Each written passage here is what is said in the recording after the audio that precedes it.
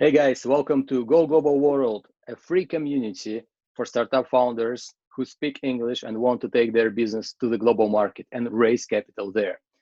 I founded this community to make your business closer to Silicon Valley ecosystem, and your job is to actively participate in the community events, chat, and help each other with advice, knowledge, and other possible resources. Join our community on Facebook page, LinkedIn, Telegram, Twitter, Instagram, and Eventbrite. Find all links below in the description. Guys, please subscribe to my YouTube channel, like this video, leave one comment and share it on your social media. It will help the community to grow and bring value to more bright entrepreneurs like you are. Our partners, GSD Venture Studios, Technopark Skolkovo, Moscow School of Management Skolkovo. Thank you. First of all, David Yang is known in Russia because he started like 12 companies. And today we'll talk about growing a global corporation. He will share his experience in ABBYY and Yva and etc. I won't do an introduction. I will let Gary Fowler, the founder, co-founder of GSD and the CEO, to introduce David Yang. So, you know, I think most of you know my partner, David. So Dave and I have started two companies together, Yva.ai, which is one of the top 10 HRAI companies in the world today. And also we have an investment group, which I'm the CEO of, called DY Investments. So David's, you know, amazing guy. He's done 12 companies, everything from restaurants to payment companies, Plazius, PepsiCo, ABBYY, as you know, billion-dollar company today. So he is just an extraordinary a guy. We started Yva 4 years ago. In 2016, it was called Findo. It was a Google-like search for your personal cloud. We pivoted 3 times, and we went from a B2C to a B2B. HR, managing remote employees and remote workplaces. So anyhow, going down through that with David, you understand that you need to have grit, right? You need to have determination. You need to have a vision, and you can't give up. It doesn't matter if you have $1 billion. It matters if you get stuff done. So with David, we've been able to really dominate a market and create an incredible company. And it won't be the last, right? So anyhow, so David, it's just, you know, he's an inquisitive, incredibly bright, incredibly open individual that looks at all kinds of opportunities. In fact, he'll talk today. He's actually developed a new project called Morpheus, which is his house. He actually has created a very large AI-enabled house out in California. It's a lot like, what is it? Was it Tony Stark, the Iron Man kind of house? The house talks to you. It has a personality, complete personality, and recognizes you when you come in the house. So anyhow, he is, when we started Yva, I mean, we were both going out and doing customer development together, walking down the street, interviewing folks. David took the CTO role of the company. I was CEO and president. So just a pleasure to work with him. So anyhow, hi, David. Hey. Hi, David. Good to see you. Oh. Looking great. Yeah. Good to see you too.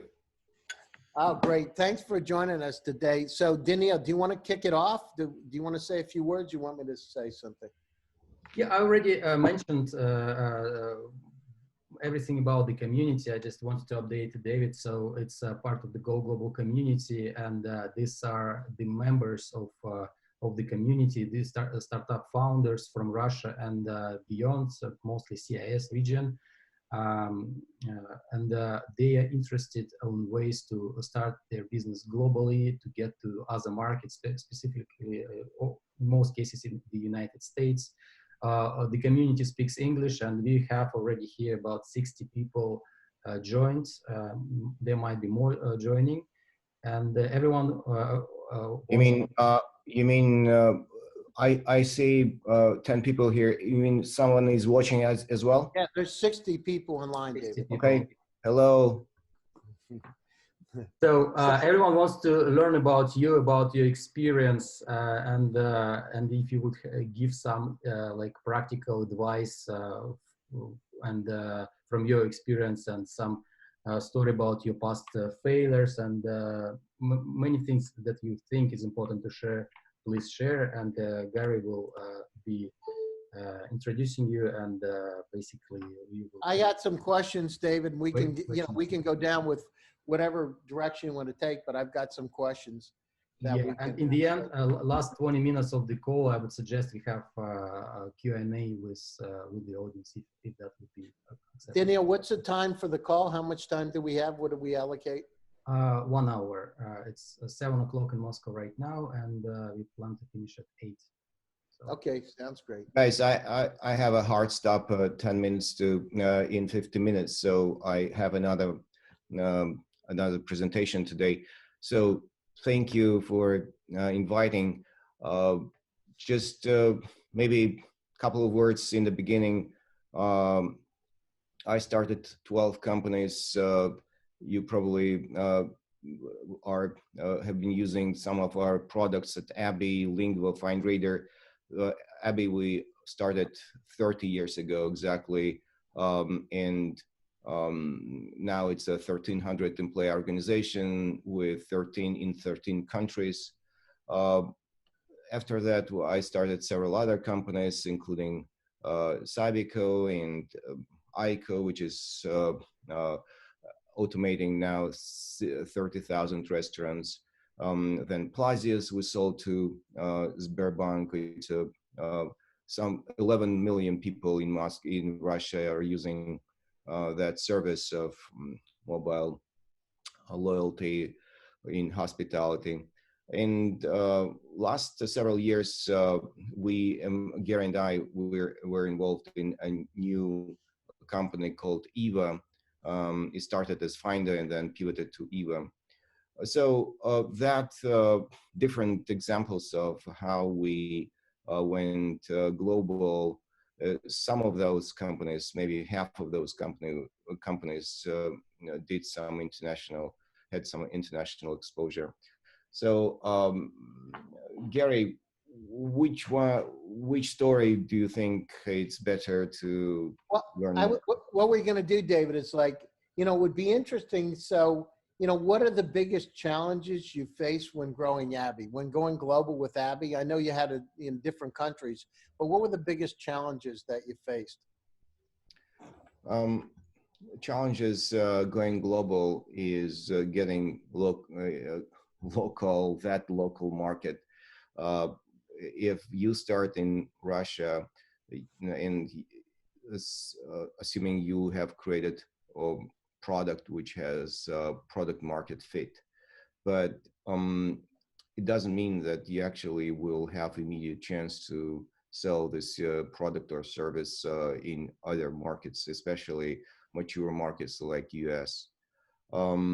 So we tried different ways. We tried to sell products remotely, sitting in Moscow, closing deals. Literally, we tried to make some local US ads, some PR, and then lending people to, it was pre-internet era. So literally people called, some actually physically called to Moscow, our phone number, and we but it was not scalable, it was not successful. And then we, some, not us, but we didn't have enough money at that time, but some of our friends tried to lend, go to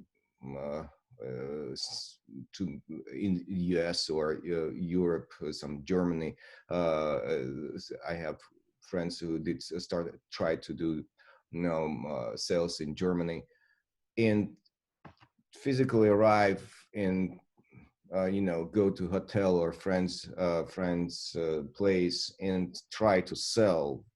It's very interesting exercise from the point of view to understand local players, local rules, and probably it's must. You should physically come and spend some time talking to people, talking to competitors and major influencers. But the chance that if you will try to organize your presence from scratch is very little. So what we did, we had success in finding partners who started selling our products not non-exclusively. Then we saw that they are successful, and we gave them exclusive rights. So all other distributors and resellers became kind of second their distributors. How did you find those, David? How did you find those people, like in the U.S.? How did you locate them? In U.S., and we found our Dean Tang, who finally became a CEO of ABBYY USA, in CeBIT on trade show, Hanover CeBIT trade show. Trade shows work, so you should spend some time and money exposing yourself to existing community on your booth. It doesn't. It will not 100% lead to result, but in probably I would say 60 to 70% of times when I finally decided to spend quite significant money on trade shows, finally I had some connections. I were able to build some connections which actually led to more connections, and finally generated business. So European markets leader Ustupite, we found remotely they were distributing software products in Europe, and we didn't meet them. They just were they were listed. So you can find probably from the best players in the market. So you find distributors in your market, and you try to approach them, organize meetings, and convince that your new technology, new product, which already built some market fit in your local native market, also will generate business for them.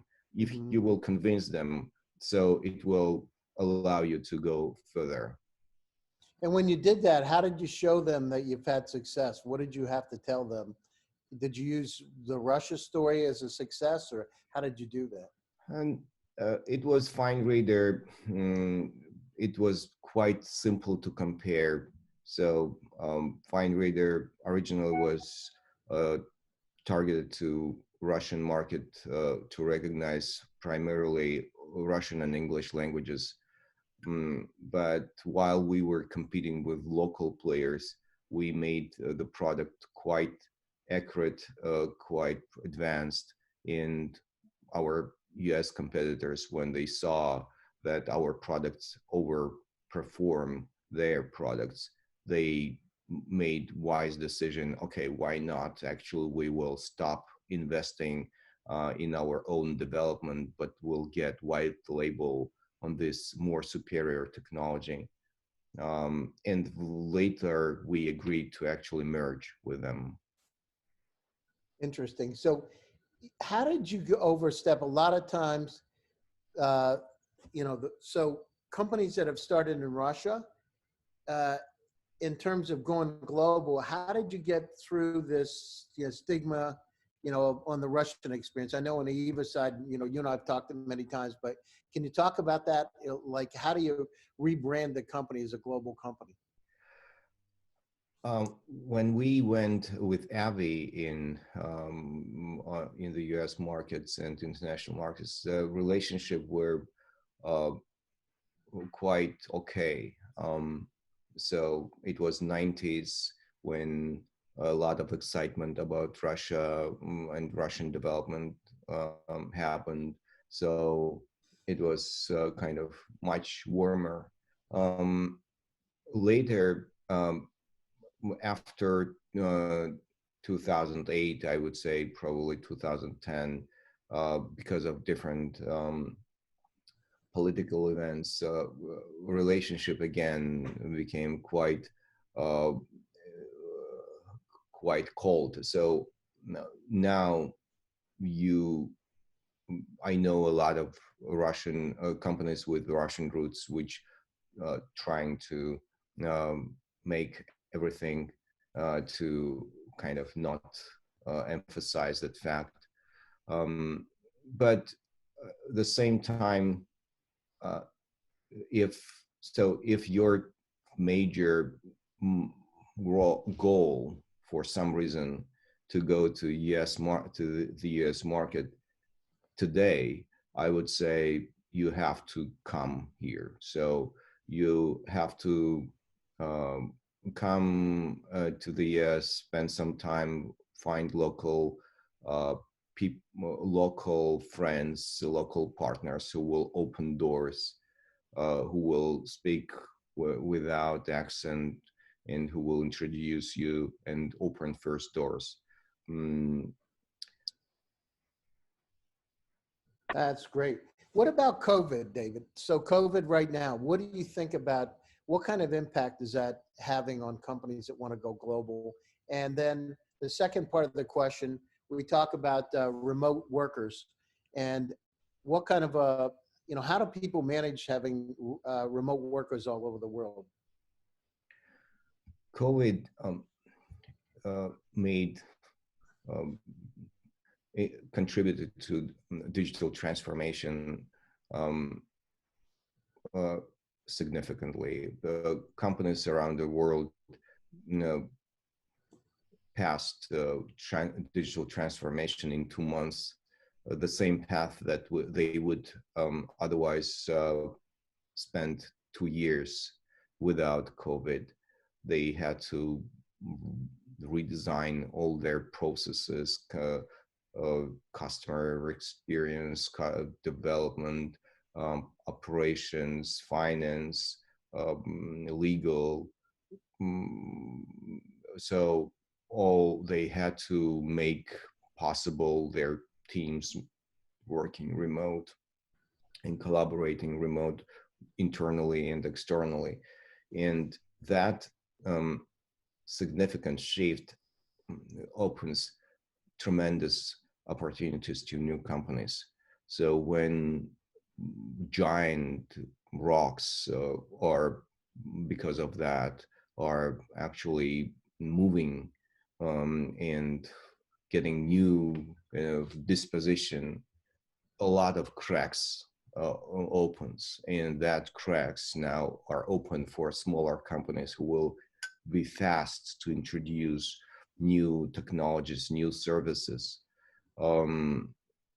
So I'm not saying about obvious things like video conferences, when Zoom went from 30 million users to 300 million users in 1 month. Hey, David, do you remember 4 years ago when we were talking to Santi about Zoom, and he said, I got this really great tool that'd be really interesting. You might want to try it. And you and I both got on it, and nobody had really used it. It's incredible, right? From time at the beginning. It took them like, what, 5 years to get from 1 million users to 30 million users, and then it took them 2 months to take from 30 million users to 300. That is obvious, but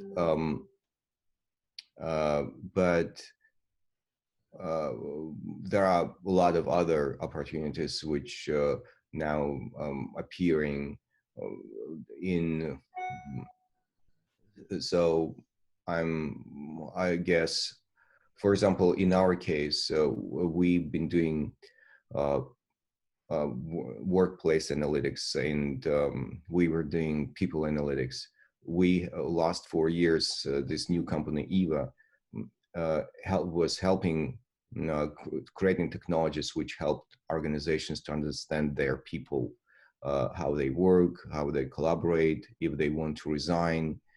So we created neural network, which actually literally was able and able predict resignation just by observing how people collaborate in Microsoft Office, in Teams, in Slack. When people become frustrated or want to resign, their collaboration patterns become a little bit different. And we trained our neural network to detect those little changes and predict resignations. We spend a lot of time and efforts in this science.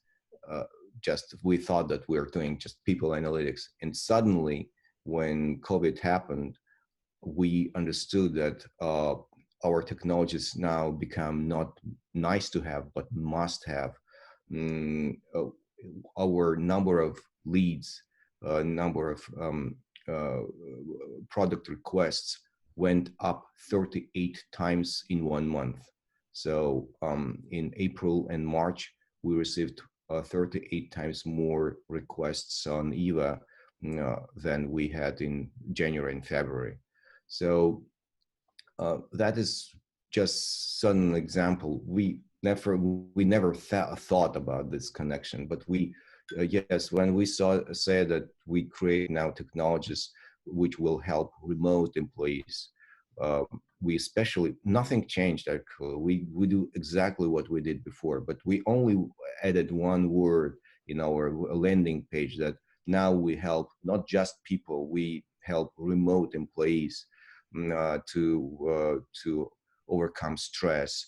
We help managers, remote managers, to manage their remote team and improve well-being and performance. And again, people realize that, wow, how can I manage now my team if I don't see face-to-face every minute my coworkers? What do they do? Are they happy? Are they productive? Do they need help? Do they need a virtual hug? So it's an example how we, it was micro pivot. It was technological, it was not pivot at all. It just from management, from marketing point of view. So it was, so what I would suggest to people who participate today's webinar, think about it. How you can help today organizations. And you know that the world changed already completely. It was not this. It will be not the same world after COVID. Twitter already announced that work from home is forever. So whoever doesn't want to return to the office, free not to return, free work from home. Google and Facebook temporarily now said it was remote work from home till the end of this year, but who knows? My feeling that they will do the same like Twitter. So think about your values, what value proposition you're proposing to your customers. I know unfortunate situations when people invested a lot and then they suddenly understood that with remote work, with New World, their services are not needed anymore. Mm-hmm. In HR, for example, hiring, all people who were in hiring side, it was temporarily, but now with 30 million layoffs in the US, hiring technologies are not so requested like they were before, but it's temporarily. No, everyone understands that in a year, people will start hiring again. But for example, kind of funny, I mean, if I can tell us and name it funny, story about Quibi. Quibi, it's a very, very well-funded startup in Los Angeles, in Hollywood, production of 10-minute little short movies and series, which you can watch on the phone. So it's a 10-minute series. You're watching vertically on your phone. It was all production about it. What was the idea of that people, when they stay and wait in the lines in somewhere between something physically, they will have their phone and they have 10 minutes to wait and they will watch this 10-minute. But with all quarantine and shelter in place, no one has now any cues and any physically it disappeared, and all their I would not say multi-billion, but a lot of millions of dollars invested, it was just vaporized.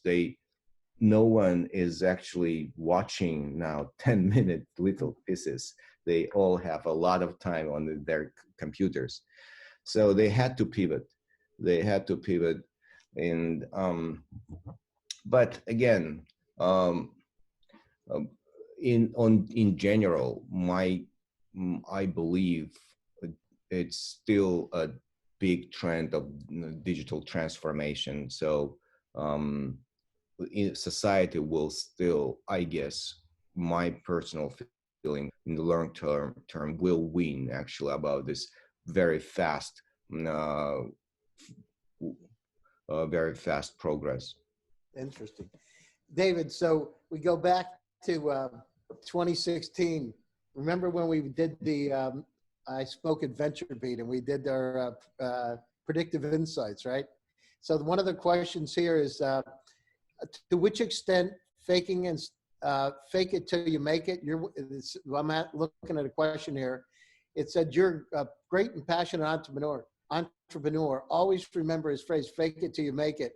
And it was interesting when we did that in 2016 and started the AI journey. But the next part of the question is, to which extent faking instead of making is consistent with business ethics? So that's the second part of the question from the audience. So I remember when we did that, right? We came up with this in 2 weeks. He's a genius, by the way. Do you remember that, David? We had mock-up slides. I had the Steve Jobs shirt. Yeah. No, it's a saying, fake it till you make it. In reality, it goes called paper prototype.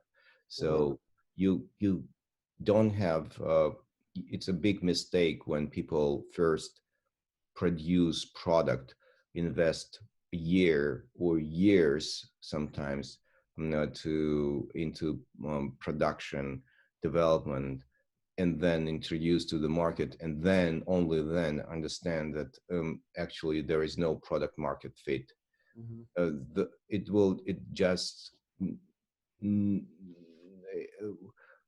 A lot of people do these mistakes, and what people will teach you in any business accelerators, they will tell you, no, you should go and make your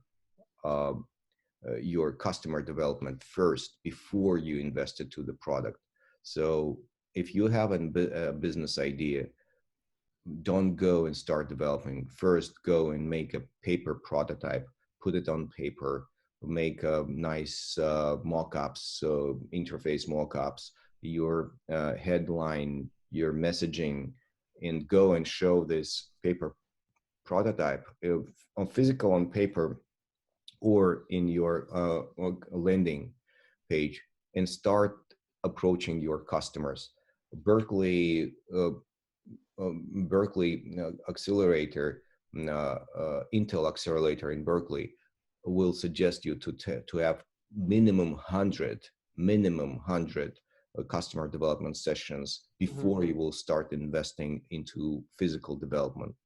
So this is what means fake it and make it. First, make a paper prototype and make a customer development and ask question, how likely from 0 to 10 you will press this call to action button.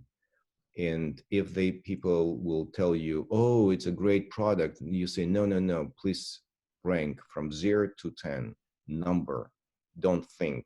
And if they will tell you 7 or 8 and will say, you're great, you're genius, it's a great product. How likely? 7, 8. Then you know that your idea, business idea, will not fly. Mm-hmm. It's dead. Don't fake yourself. Don't fool yourself. If you will not you will not find people who will react on your paper prototype 9 and 10, then you didn't, even on paper, you couldn't provide enough value. Even on paper, you couldn't touch that real pain point. It will be nice to have. 7, 8, it means you're creating nice to have product. If you have created nice to have product, unfortunately, you will have quite a challenging time, because you will spend an enormous amount of money, time to convince people to pay for nice to have, especially in enterprise business, in B2B business. So try to reformulate, rewrite your value proposition, rewrite your touch points and pain points until you will get first 9s and 10s during this customer development. And then when you found it, try to see what unites those people, this group of people who gave you 9 and 10. Do they have the same company size? Do they have the same industry? Do they have the same situation? Find some similarities between those, and now laser focused, try to create real prototype to those people and make 1, 2, 3 people happy. Just focus on them, make them happy, and then it's a first start in your new product development journey. Yeah, and so for the audience, when we did Yva, David and I actually remember going down the street in Palo Alto. So David is one of the most successful entrepreneurs in the history of Russia, right? Technology entrepreneurs, and we're walking down the street interviewing people. So it's the founders that do it, right? This isn't about the people in the company, and you're going down yourselves and getting the feedback. We would use our iPhones and set it up. Do you remember that, David? It's a videotape. Absolutely, absolutely. For small companies, until you are 50 people or 100 people size company, the CEO of the company is actually, in fact, CPO, Chief Product Officer. So CEO of the company must be involved in person in customer development sessions. He or she must in person interview customers, future customers or existing customers, and understands problems and opportunities. So that's completely true. But not only him or her, it should be also other executives in the company do the same. Head of development, head of product, head of marketing, head of sales. All those your people also should in person be involved from time to time in customer development sessions. Customer development is a king. It's the most important part in product development. I see some questions here. Does EVA require any kind of special training and corporate culture? Are there any kind of best practices you recommend to companies? Today EVA simplified completely.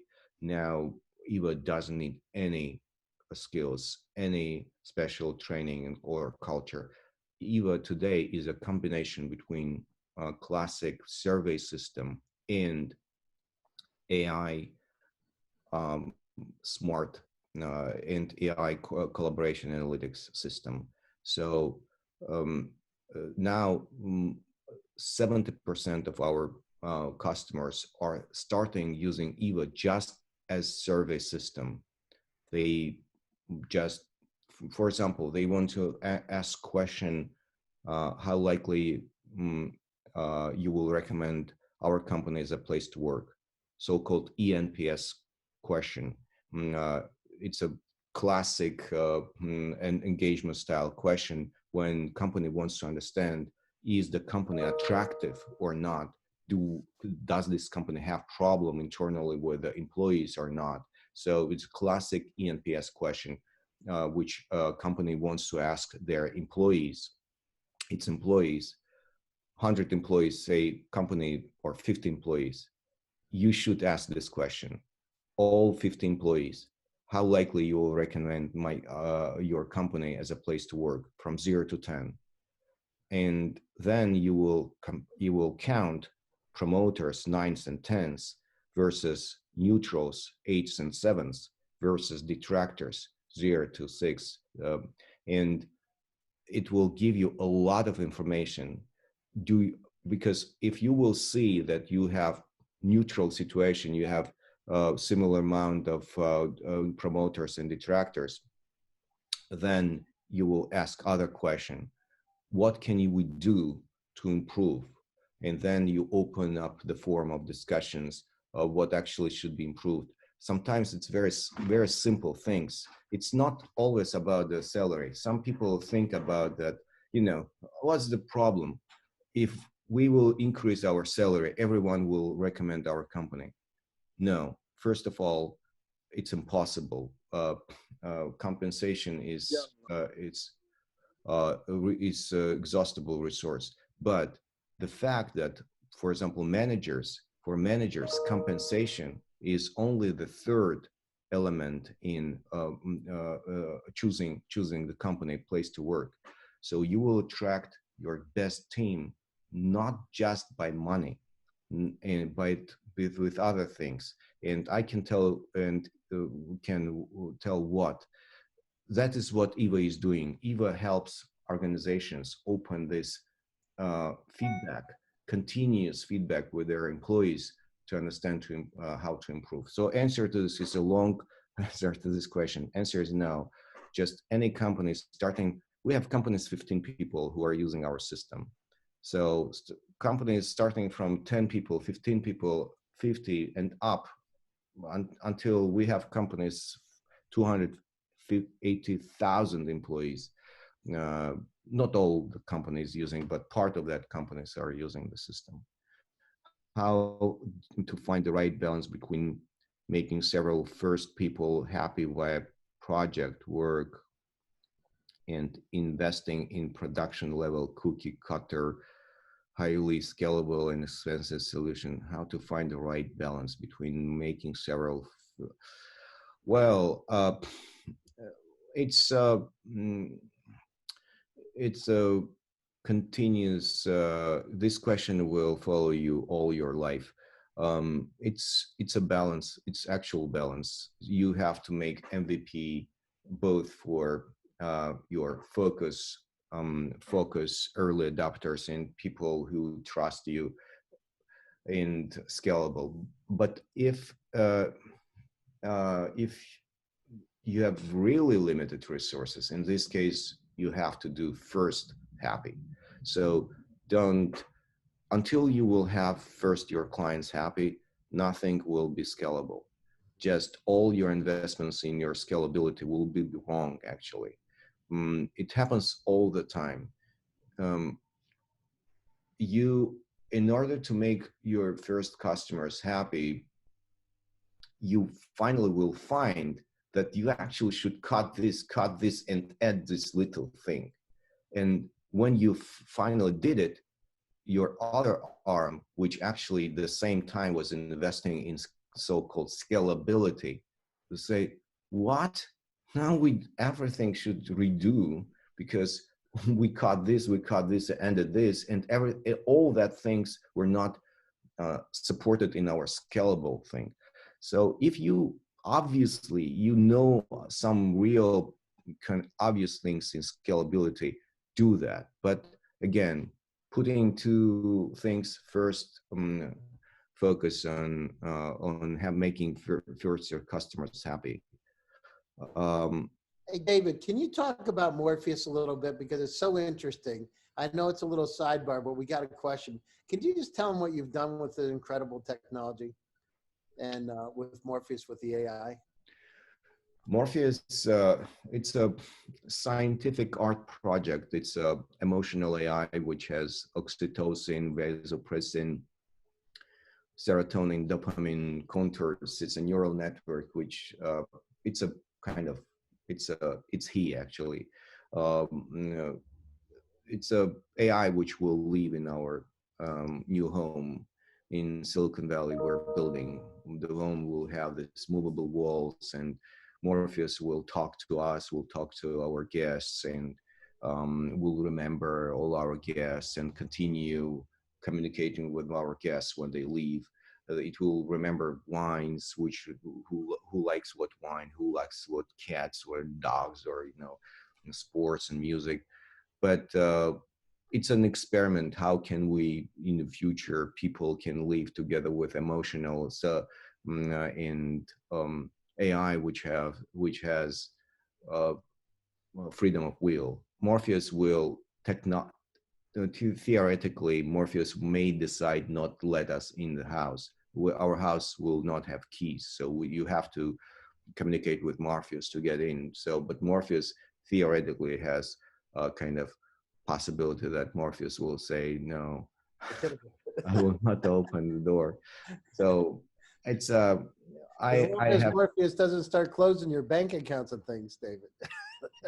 we will have some limits, but it's all connected because actually it's I cannot tell everything, but it's all connected. Morpheus already is working. Actually, some people have access and some people already speaking to Morpheus.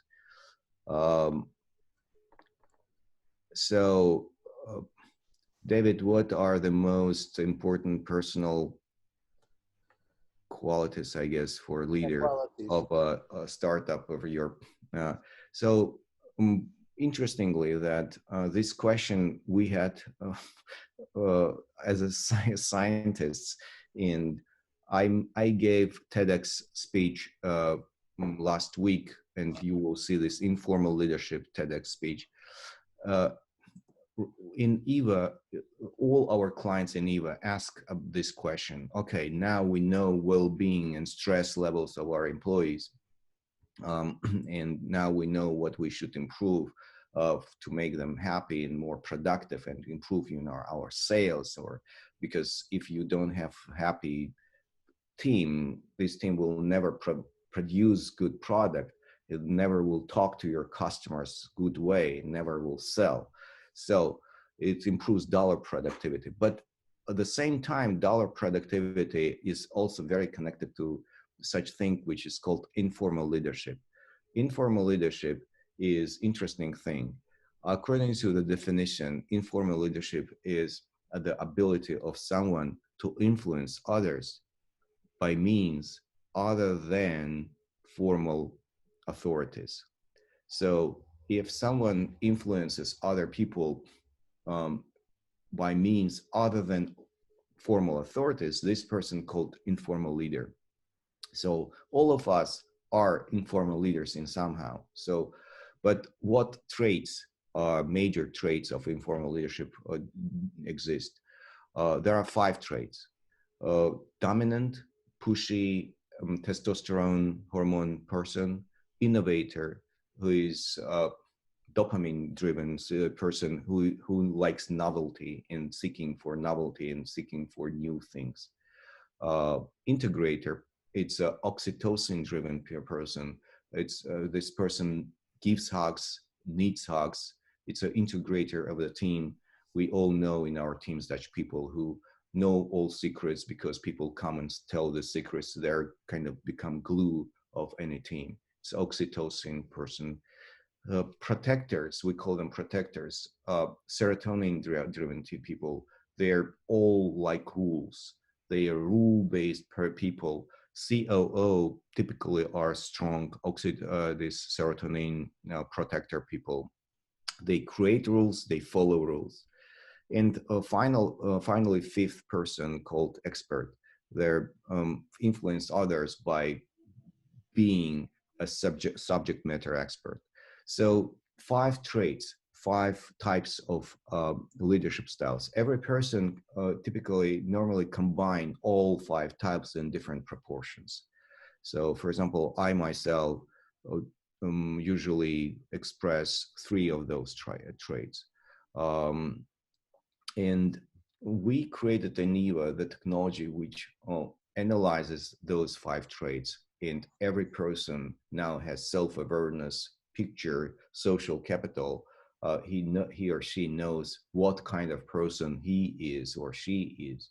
And why it helps a lot, because after that, having this picture, you know what is interesting? 3% of people in our organization make 80% of decisions. And in average organization, and those 3% of people, you think you don't know them. Some of them intersect with formal managers, but a lot of them do not intersect with formal managers. They are informal leaders. And you must know them, because without knowing them, you will not be able to grow your company and your business, and you will not be able to grow your development and sales. So informal leaders, identifying informal leaders is important. I answer the question. I'm sorry, my cat is trying to get in. So identifying informal leaders and balancing your team. This is important to build a company. But again, answering that question, those are 5 leadership traits which we identify based on neurochemistry. David, thanks a lot. One question, just to get your opinion. You spoke a lot about customer development. That's right. Long question. Guys, it's too long. If you can ask one short question, then I will answer.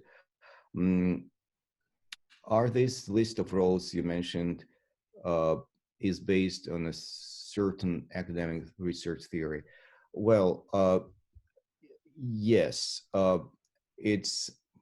We are actually conducting right now research with Stanford and Berkeley to again make additional academic research on that. But you can also see some other researchers like Helen Fisher and Alex Pentland, who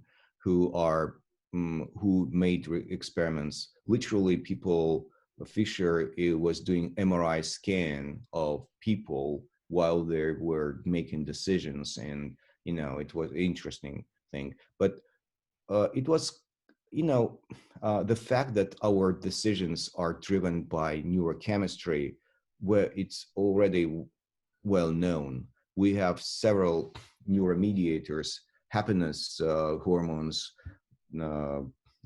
serotonin, dopamine, endorphins,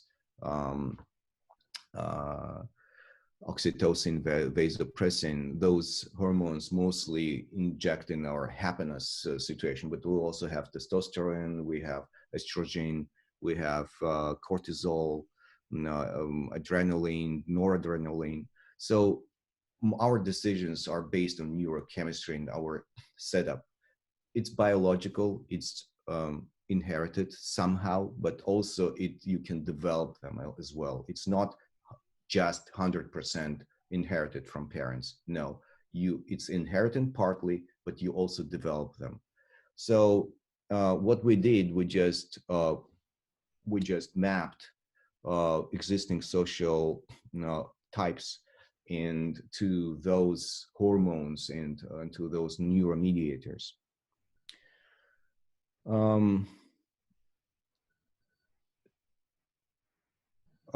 So lots of great startups started not from accelerators and CosDev. CosDev and lean startups seem to be methods for convert to measure startups and kills a lot of good ideas. kills a lot of good ideas. So I still quite don't understand the question. You're saying that can we do a lot of things without speaking to customers, or I don't know, maybe Yeah, I some think what people. they're trying to say, David, is if you do customer development, sometimes it kills good ideas. I know. Yeah, this And is. so I it's like mean, if it's you're it's Steve a Jobs, right? yeah Steve yeah. Jobs is just Uh, uh, People give that examples again and again. What if Steve Jobs will go and do, introduce iPad? People were joking, gluing with Scotch tape 4 iPhones together and showing here the new idea of Steve Jobs iPads. What a stupid idea is it? Kind of we have notebooks, we have laptops, we have iPhones. Okay, why do we need another larger, bigger thing? But but Apple did a lot of customer development actually. So it's um,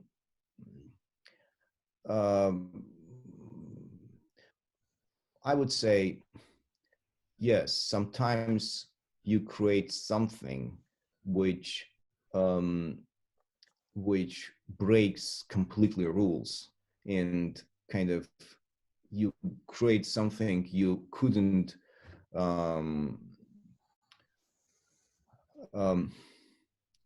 how to answer this. uh, Idea doesn't come from original idea doesn't come from customer development. That's true. You have to be passionate about what you're doing. You have to have 3 magic crystals, which I introduced many times in my speeches. Unfair market advantage in knowing the pain, unfair market advantage in ability to develop a pill against this pain, and unfair market advantage in ability to deliver the pill to your customers. So 3 more advantages you had to have before.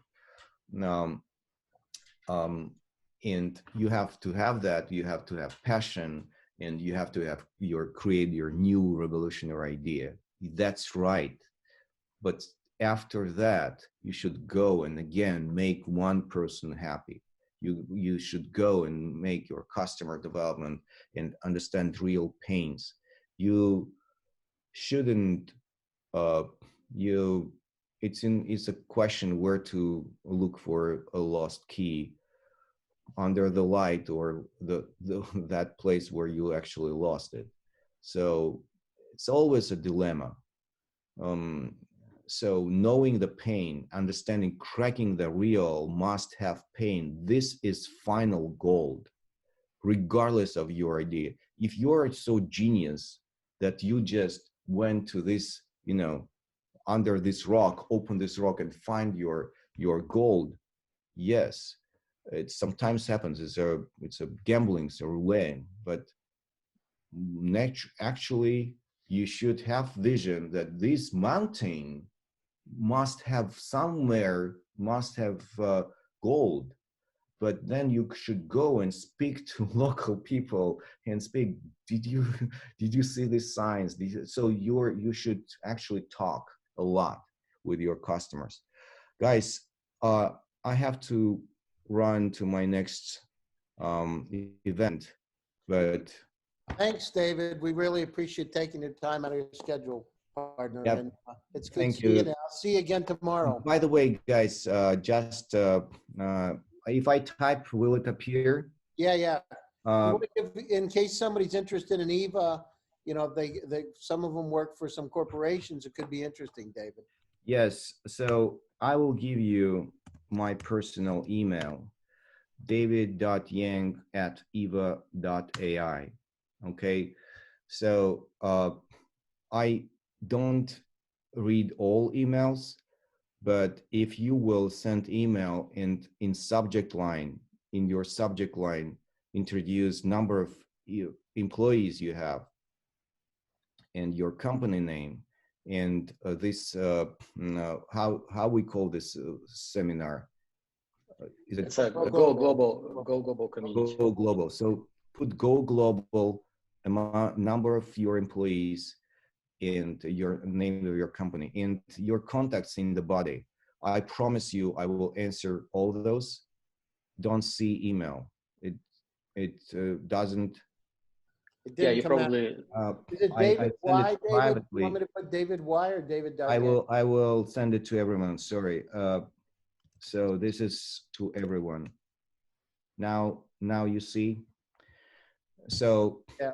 Put go global now, number of employees, even if it's small, no problem.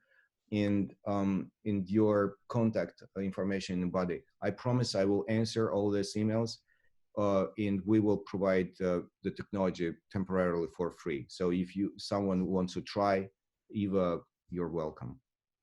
Thanks, David. I'll talk to you tomorrow. Yep. Thank you. Thank you, David. Thanks Thank so you. much. Really appreciate your time, and the community really excited about all your answers. Thank you. We will share the video on the social media.